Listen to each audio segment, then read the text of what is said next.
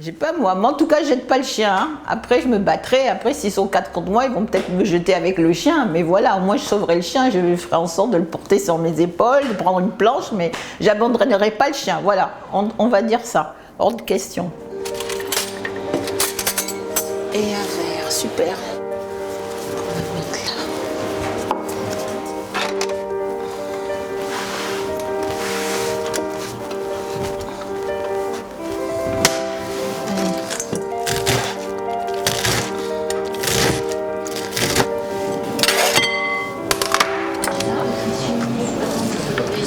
Je mange exclusivement des produits bio.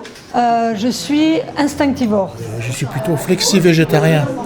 Moi, je mange pas de viande et je crois pas que je m'en porte plus mal. C'est un peu du flexitarisme. J'essaye d'écouter mon corps, en fait.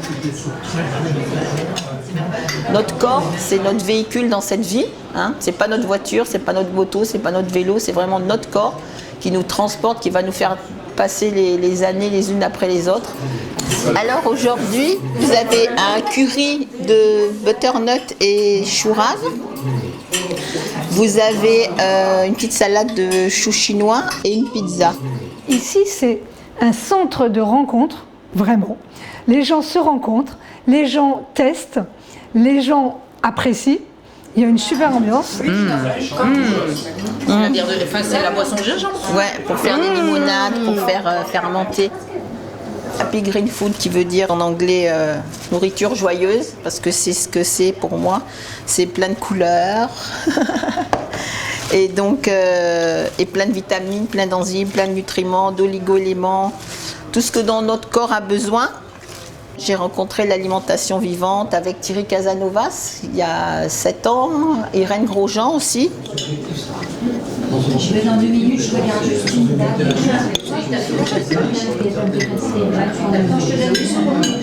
Ça fait donc 6 mois que je suis végétarienne.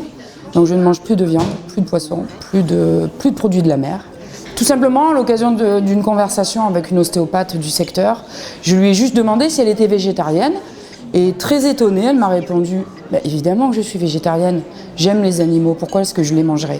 Les steaks, ils ne poussent pas dans un arbre ou je sais pas quoi, donc c'est un animal qu'on tue et qui souffre et qui, quand il est à l'abattoir, ils se voient tous les uns des autres se faire trucider, je vais dire simplement, égorger, éventrer, il y a les odeurs, il y a les cris, c'est horrible. Quand on voit les conditions d'abattage dans les abattoirs, par exemple, c'est assez atroce, ou même les conditions d'élevage de certains poulets. Je ne supporte pas la violence, je ne supporte pas la torture, qu'elle soit aux animaux, aux humains, à qui que ce soit, à tout qui est être vivant. Les traiter tels qu'on le fait aujourd'hui, c'est pas normal de toute façon. Il faut mieux qu'il souffre le moins possible. S'il faut le tuer pour le manger, autant abréger ses souffrances le plus vite possible. En me disant que l'animal, quel que soit le mode d'abattage, va souffrir, je préfère ne pas du tout en manger en fait. Entre la cause animale et la santé, manger de la viande aujourd'hui, c'est pas très bon pour rien, ni pour la planète, ni pour les animaux, ni pour nous. Et puis bon, il y a eu L214 avec leurs vidéos, donc, qui ont fait prendre conscience à certaines personnes, chose qu'on n'avait pas il y a 20 ans ou il y a 30 ans en arrière. Et aller s'attaquer aux bouchers qui exercent leur métier depuis des années, c'est un peu une aberration, d'allant casser leur vitrine. C'est pas comme ça qu'on va y arriver, on le sait pertinemment.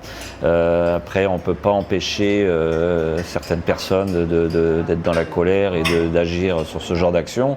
Nous, on prône avant tout, c'est sûr, de consommer plus aucun produit issu de la souffrance animale. On a dans le monde végétal tout ce dont on a besoin pour fonctionner. Il faut arrêter de croire que la viande, c'est indispensable au corps humain. C'est tout à fait faux, c'est une contre-vérité.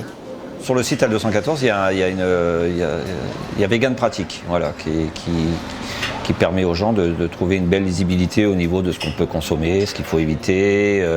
Moi, ce que j'explique, c'est arrêtons de consommer ces viandes-là. Si vous voulez manger de la viande, mangez-en peu, mais de la bonne. Comme on disait tout à l'heure, l'élevage artisanal. Mais arrêtons de consommer, ils arrêteront de produire. Ma soustoum.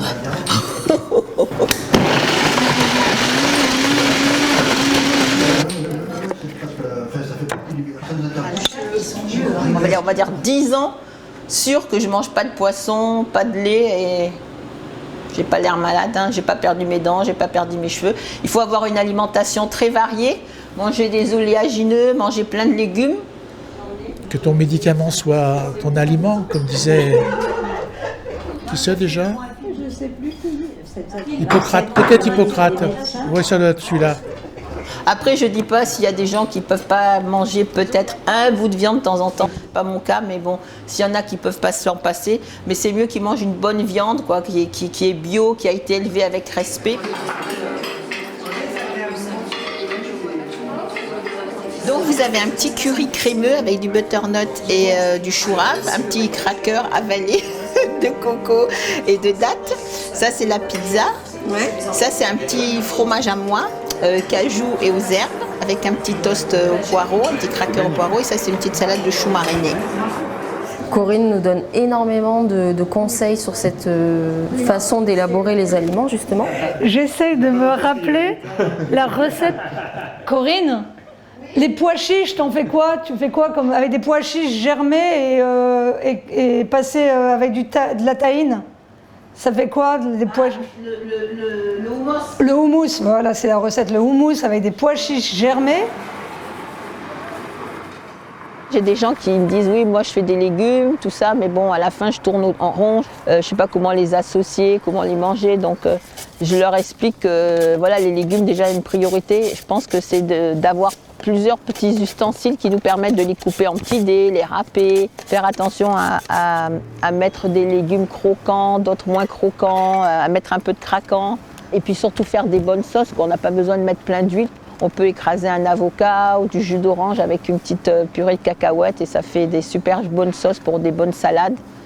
Dans les années futures, l'élevage de viande deviendra de plus en plus cher et donc réservé sans doute à une minorité, alors que l'alimentation végétale permet de nourrir tout le monde. Et c'est montrer un exemple. En fait, montrer un exemple et qui même me suivent, c'est vraiment ça, quoi. De savoir que c'est possible de manger autrement. Le 28 juin 1988, c'est ce jour-là que j'ai décidé d'arrêter. Ouais, ça, je me souviens toujours du jour. Regarde là-bas. J'aimerais un monde où les animaux ne sont pas utilisés comme matière première, mais respectés comme des êtres de lumière. Nous devons être attentifs aux choses que nous mettons dans notre corps, émotionnellement, spirituellement et physiquement.